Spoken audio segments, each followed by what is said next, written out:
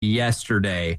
Unfortunately, for the second year in a row, the South Carolina Gamecocks women's basketball team falling just one game short, and it wasn't particularly close. UCLA 79, South Carolina 51.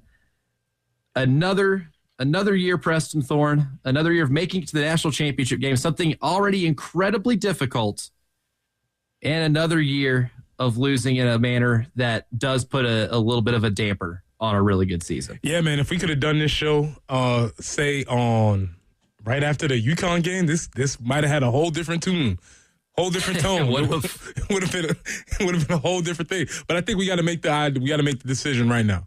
This decision we have to make. It's kind of unfortunately like when you go into a funeral. Are we going to have a celebration of the life that was, or are we going to have a mourning of what we just did? And I think you can do a little bit of both.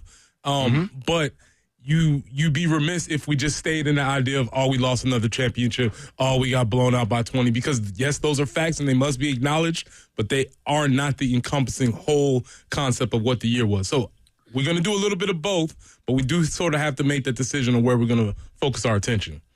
And that is why we have 3 hours, Preston Thorne, Correct. to be able to do exactly that. And I think the place to start is just kind of looking at the game yesterday and what our expectations were, in the aftermath of the UConn game, of dethroning the defending national champion, beating an undefeated team, and everything that went with it.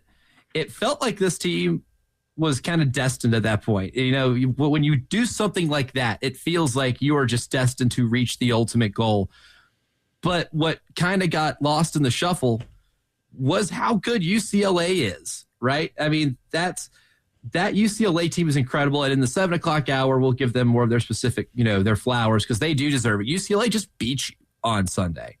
And that was like my main takeaway in the game. Look, I don't think I've seen a team take away the things that South Carolina does on offense as well as UCLA did in that game.